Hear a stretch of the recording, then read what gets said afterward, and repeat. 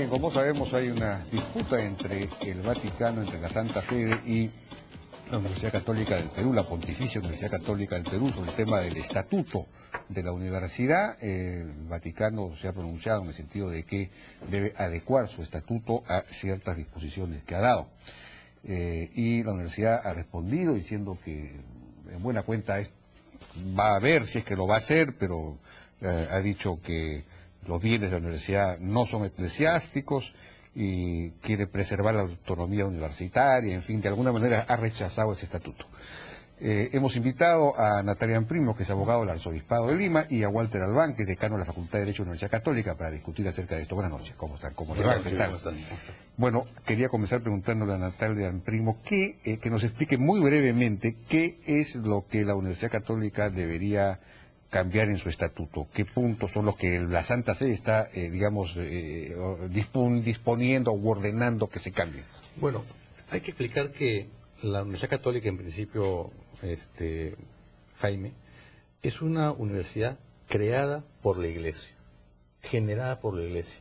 No es una universidad ajena a la Iglesia. Y eso está desde su carta orgánica, que acá tengo, de su formación, de su fundación. ¿Qué ha ocurrido? Últimamente la universidad ha ido variando sus estatutos sin siquiera preguntarle a la Santa Sede, de la cual depende, y pese a que los estatutos tendrían que ser variados conforme a la previa autorización de la Santa Sede, y no se ha adecuado a una carta eclesiástica que Juan Pablo II dictó para todas las universidades en el año 90.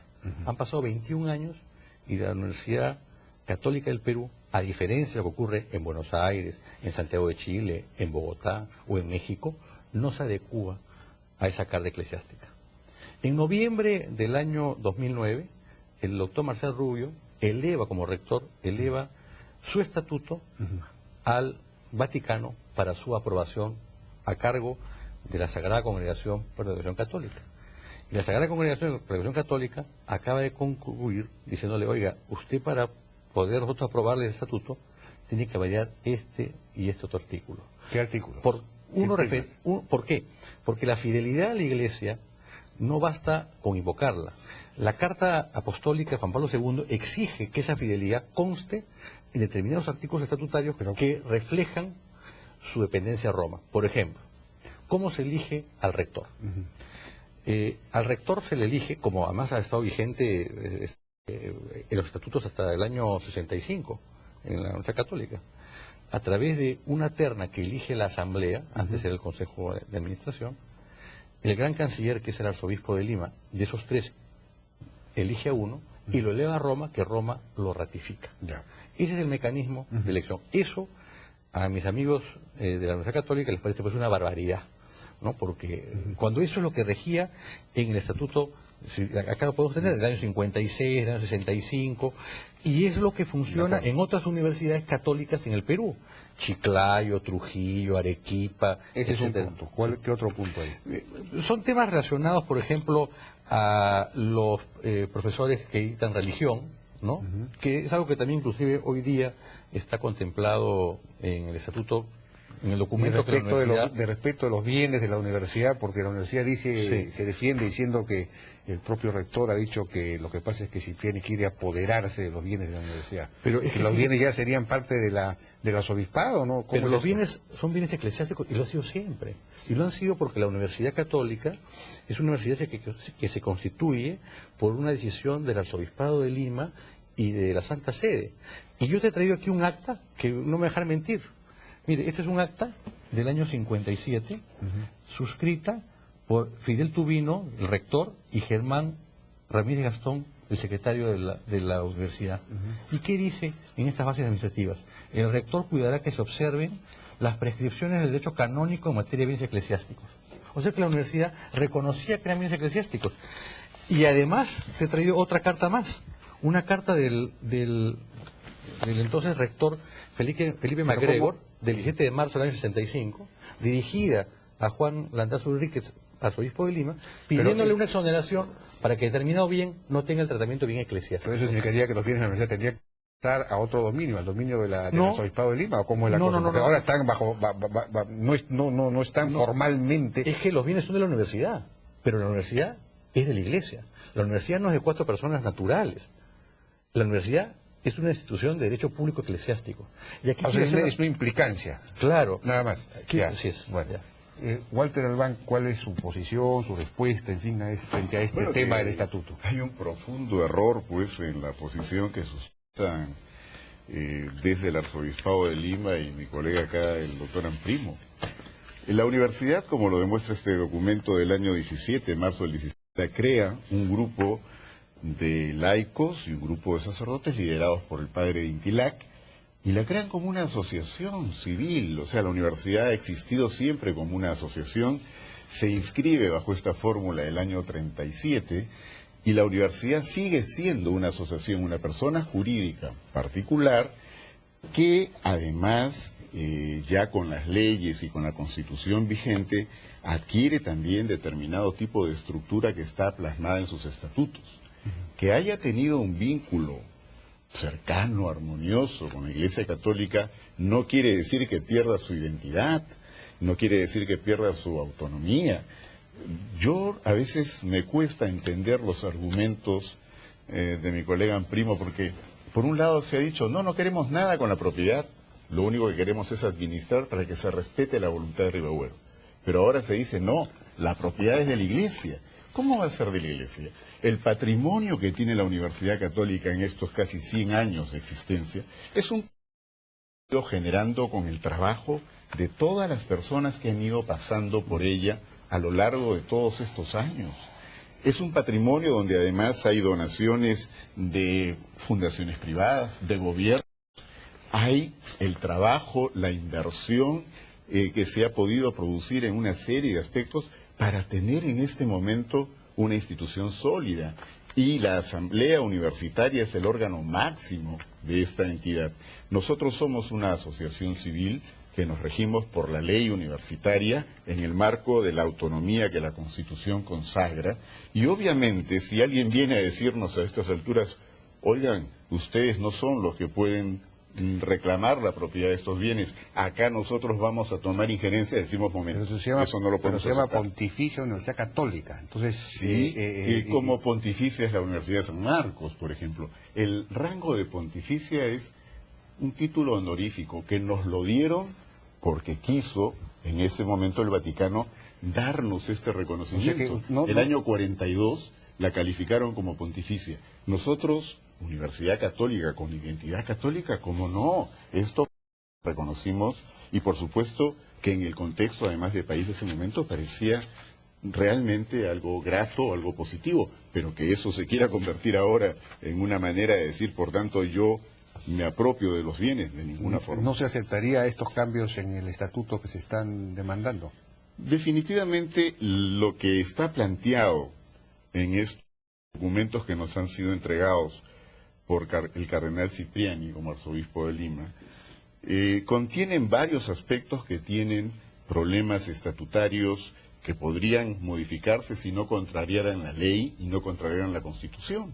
Entonces hay cosas acá que de plano se sabe perfectamente que no es posible llegar a un acuerdo para poder modificarlos. Yo creo que la Asamblea... El tema de la designación del rector, por ejemplo. Por supuesto. Nosotros somos una universidad democrática. Las autoridades son elegidas democráticamente. Yo he sido elegido por una junta de profesores de la Facultad de Derecho. Los demás decanos son elegidos por la junta de profesores. Hay una asamblea que elige al rector y a los vicerrectores. Entonces, no hay manera de que nosotros podamos decir vamos a ceder frente a una exigencia de este tipo que en verdad yo creo que es anacrónica, es totalmente desfasada. Tenemos que ir, si me permiten, a una pausa y regresamos. Entonces seguimos conversando con Natalia Primo y Walter Albán sobre el tema de el pedido del Vaticano de cambiar el Estatuto de la Universidad Católica. Natalia, bueno, queda claro entonces que probablemente la Universidad Católica no va a aceptar estos cambios en el Estatuto. ¿Esto qué implicancias, qué consecuencias tendría? En fin, ¿qué haría el arzobispado frente a eso o la Santa Sede? Bueno, yo quisiera hacer una aclaración. Fíjese, Jaime, la vinculación de la universidad con la Santa Sede está en su origen, en su partida de nacimiento. Aquí está la Carta Orgánica. No se puede decir que la universidad es ajena a la Santa Sede. Esta universidad se crea por voluntad de la Santa Sede, que está muy preocupada porque los colegios católicos salían alumnos que después terminaban siendo ateos porque no recibían una formación católica en las universidades como educación superior. Al punto que, mire, el estatuto del año 56 decía lo siguiente: la Universidad Católica del Perú se rige por el presente estatuto en entera conformidad con las leyes de la Iglesia y las del Estado peruano, con absoluto acatamiento a la resolución de la Santa Sede de la cual depende. O sea, acá no... Y te he mostrado un acta que mi querido amigo Walter Albán ha obviado mencionarla. Y te he mostrado una carta del rector que dice, además, que son bienes eclesiásticos. Y en el 65 también está el estatuto que dice: el gobierno supremo de la universidad compete al episcopado del Perú y a la Santa Sede. Y el actual documento que la universidad aplica como estatuto dice: la Pontificia Universidad Católica del Perú es también persona de hecho eclesiástico. El concordato que hay entre el Estado peruano y la Santa Sede permite justamente que haya que la autonomía que tiene la Iglesia para organizar su educación pueda tener este tipo de condiciones y de mecanismos peculiares que hoy día operan en el Perú. Te he mencionado varias universidades. ¿Qué ha ocurrido aquí?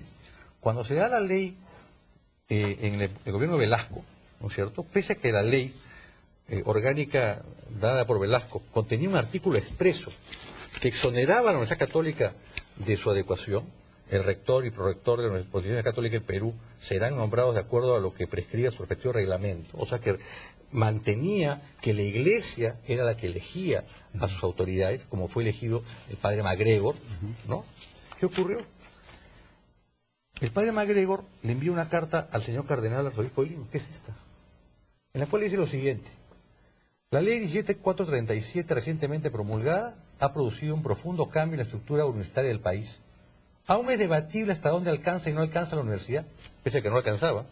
Mientras el asunto se esclarezca, he nombrado una comisión reorganizadora compuesta, como lo detalla la resolución rectoral que le adjunto. Sepa usted, eminentísimo señor gran canciller, que la voluntad de la universidad, que reitero ante vuestra eminencia, es que el lazo vital que une a la Universidad Católica con la Iglesia no se rompa. Lazo vital. Pues, es de la Facultad de Derecho, desconoce el tema. Podrán variar las formas, pero nuestra decisión es inquebrantable, y quiero así expresarlo a usted, señor. Y después, el Papa Juan Pablo II da la carta Scor Ecclesiae, y la universidad, reconociendo claramente, justamente, su necesidad de adecuar sus estatutos, es que los envía a Roma. El señor Marcial Rubio ha viajado 5 o 6 veces a Roma con este motivo. No ha ido a comer una pizza a Roma, o a tomar un buen vino, o a tirar una moneda a la Fontana de Trevi. Ha ido por el tema, y es más, así lo ha publicitado. Y entonces a mí me extraña que hoy día... ¿Qué pasaría si la Universidad Católica decide no aplicar este estatuto? Bueno, la Iglesia tomará sus medidas. Podrá retirarles el título pontificio, podrá prohibir que usen el término católico, y después iniciará un proceso, de acuerdo a las atribuciones que tiene, para recuperar los bienes que son de su propiedad. Porque la universidad, los bienes son bienes eclesiásticos. ¿Le gusta o no le gusta, mi amigo Walter? Conforme al acta que te he mostrado, reconocida por el rector de la época y el secretario general de la época. Ya para ir terminando su respuesta. Sí, yo creo que, bueno, sigue la equivocación, pues acá tengo el primer documento que el padre Jorge Gentilat dirige a las autoridades del gobierno peruano, diciendo que en nombre de la Congregación de los Sagrados Corazones, no de la Iglesia Católica del Vaticano, sino la congregación a la que él pertenecía, entonces pide que se reconozca el estatus de una academia universitaria. Sin embargo, más adelante, el padre Jorge Gentilat, ya no a nombre de la Congregación de los Sagrados Corazones, sino en nombre del Comité Directivo de la Academia Universitaria, a que se refiere en el documento anterior, pide más bien ahora crear la Universidad Católica. La Universidad Católica fue creada por un grupo de religiosos y un grupo de laicos, como una asociación, repito. No dependía ni ha dependido nunca orgánicamente de la Iglesia institucional, del Vaticano, ni mucho menos. Mi colega se equivoca cuando habla de un concordato que no existe. Lo que hay es un acuerdo entre la Santa Sede y el Estado peruano de fines de la década del 70, cuyo artículo 19 señala expresamente que sí, la Iglesia Católica podrá crear instituciones religiosas, pero todas estas tienen que estar regidas por la ley peruana. ¿Qué es lo que ocurre en este momento? Nosotros, repito, somos una asociación civil sin fines de lucro, nos regimos como una organización asociativa con lo que dicen nuestros estatutos, y lo que ha habido siempre es una buena relación con la Iglesia. Por eso es que en nuestros estatutos le hemos reconocido al arzobispo de Lima el título de Gran Canciller, y pertenecen a la Asamblea Universitaria, que está conformada por 78 personas, ¿no es cierto? Allí también representantes de la Conferencia Episcopal, que no están haciendo por el momento ejercicio de este derecho. Pero le damos, por supuesto, este reconocimiento porque la relación ha sido armoniosa, y cuando mi rector Marcial Rubio ha viajado a Roma, por supuesto que viaja en términos de esa relación armoniosa que se ha mantenido todo el tiempo y para preservarla. Espero que además se haya comido una buena pizza, yo no veo por qué eso tendría algo de malo, ¿no? Muy rápidamente, el tema, se ha dicho, por ejemplo, que ya no se podría dictar, porque una de las disposiciones es que se tiene que, los cursos tienen que respetar la religión católica y todo lo demás. No se podría, por ejemplo, dictar un curso sobre Freud o sobre Marx. Fíjate, eso es absolutamente falso. Acá hay una voluntad por tergiversar las cosas y por simplemente crear pues fantasmas. Acá está la carta eclesiástica. Aquí están las normas que establecen inclusive cómo pueden participar alumnos de otras fe religiosas. Eso no es cierto, Jaime. Acá se está mintiendo descaradamente. Y les he mostrado los estatutos, cómo se puede decir que no hay dependencia de la Santa Sede. Y es más, acá está lo que dice Jorge Guintilac, citado por un libro de la universidad que reconoce que la universidad se crea pre-aprobación del estatuto por parte del Arzobispado de Lima. ¿Y sabe por qué, don Jaime? Porque el año 17, la constitución que regía, que era la de reconocía que la Iglesia Católica era la religión oficial, y por eso la Iglesia tenía un mecanismo para poder instalar primero una academia y después abrió otra facultad más y generó una universidad. No fueron 4 personas civiles sueltas por ahí. Walter Van. Bueno, queda claro de que, como digo, se insiste en el error, pero perdón, si hablamos de faltas a la verdad, entonces lo que se acaba de señalar es una de ellas. Hay comunicaciones escritas por obispos vinculados al cardenal Cipriani, donde reclaman por el hecho de que hayan profesores en la universidad que pudieran haber opinado en algún evento particular respecto, por ejemplo, al aborto terapéutico. Señalan de que no es posible que se enseñe un diploma de género, que se enseña desde mucho tiempo antes de que este tema fuera puesto en cuestión por algunas autoridades de la Iglesia jerárquica. Yo creo que el concepto de universidad que nosotros manejamos no nos puede de ninguna manera permitir ceder ante este tipo de presiones, porque finalmente nuestra identidad católica no es una identidad católica que tenga que ver con los dogmas y la jerarquía de la Iglesia, es por el compromiso que tenemos con el país, con la enseñanza plural, con la tolerancia, y eso es lo que está en juego en el fondo. Solo una palabra, Jaime, una sola palabra. La posición de que la universidad es una universidad que forma parte de la Iglesia y que es propiedad de la Iglesia, no es una posición del cardenal Cipriani, es una posición unánime de la Conferencia Episcopal, unánime. O sea que aquí no es un tema que querramos dirigir contra una persona creando un fantasma, cuando además es sostenidamente agraviado por las autoridades de la universidad. O sea, porque acá se victimizan, pero mire cómo se le agravia al cardenal en los documentos que la universidad difunde a sus alumnos. Y cuando el cardenal dice, refiriéndose a nuestro rector, de que todo ladrón cree que el resto es de su condición, ¿qué es lo que está haciendo? ¿Una arenga a la paz, a la armonía? El rector dijo simplemente que lo que quería el cardenal eran los bienes, y eso es una falta de respeto. Las autoridades de la Universidad Católica no están actuando a la altura del cargo que ostentan. Yo diría que el cardenal no actúa a la altura. Bueno, mire pues cómo es una universidad pontificia y bien, muchas gracias a Walter Van y Natalia Primo por esta discusión sobre un tema que sin duda va a tener repercusiones en los próximos días y meses. Muchísimas gracias a los dos por su participación. Vamos a una pausa y regresamos.